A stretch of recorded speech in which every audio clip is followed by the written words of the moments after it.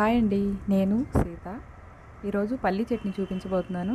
దీనికి కావాల్సిన పదార్థాలు: ఆవాలు, జీలకర్ర, ఇంగువ, ఉప్పు, పచ్చిమిర్చి, ఎండుమిర్చి, పసుపు, కరివేపాకు. ఇప్పుడు తయారీ విధానం చూద్దాం.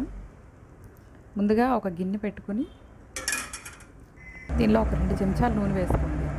దీనికి కొంచెం నూనె పడుతుంది. ముందుగా ఆవాలు వేసుకుందాం.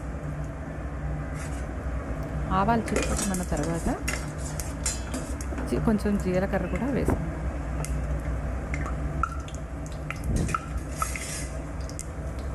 జీలకర్ర కొంచెం వేగిన తర్వాత పచ్చిమిర్చి వేసుకుందామండి. ఇందులో పచ్చిమిర్చి వేగితే కొంచెం నిలవ కూడా ఒకరోజు మనకి ఉన్న ఫ్రిడ్జ్లో పెట్టుకుంటే నిలవ ఉంటుంది.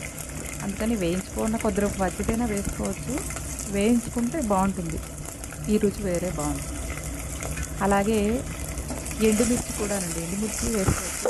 ఒక్క ఎండుమిర్చితో చేసుకుంటారు కొందరు, ఒక పచ్చిమిర్చితో చేసుకుంటాం. ఎలా ఎవరికి ఎలా నచ్చినా అలా చేసుకోవచ్చు. కానీ నేను 2 వేస్తున్నాను. పచ్చిమిర్చి కొంచెం 2 ఎండుమిర్చి కూడా వేస్తాను. అలాగే వెల్లుల్లి ఇష్టమైన వాళ్ళు వెల్లుల్లి కూడా వేసుకుంటారు. నేనైతే వెల్లుల్లి వేయట్లేదు, ఇంగువ వేసుకుంటున్నాను నేను.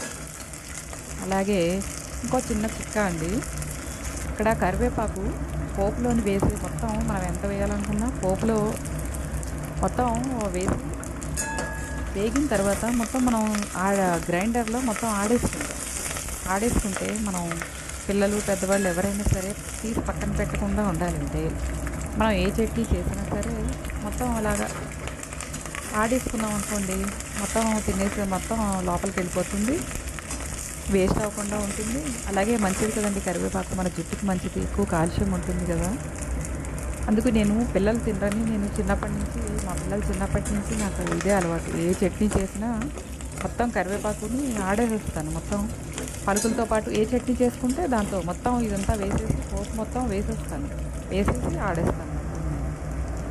ఇప్పుడు చివర్లో ఇంగువ వేస్తున్నానండి. ముందుగా వేసుకుంటే మాడిపోతుంది, అందుకని చివర్లో మనం పొయ్యి కట్టేసేటప్పుడు ఇంగువ వేసుకొని పొయ్యి ఆపేసుకోవచ్చు. ఇప్పుడు మిక్సీ జార్ తీసుకొని ఉప్పు, పసుపు, పుట్నాల పప్పు, చట్నీ పప్పు అంటారు కదండి, అది పుట్నాల పప్పు, అలాగే వేరుశెనగ పలుకులు, మనం వేయించి పెట్టుకున్న పోపు మొత్తాన్ని కూడా వేసేస్తున్నానండి. నేను అసలు కొంచెం కూడా ఉంచను. కొంచెం ఆవాలు మాత్రమే ఉంచేలా చూసుకుని మిగతా అంతా గ్రైండర్లో వేసేస్తాను. మొత్తం మిక్సీలో వేసేసి మొత్తం పేస్ట్ లేదా చేసేసుకుంటాను. మొత్తం మెత్తగా గ్రైండ్ చేసేసుకోవాలి.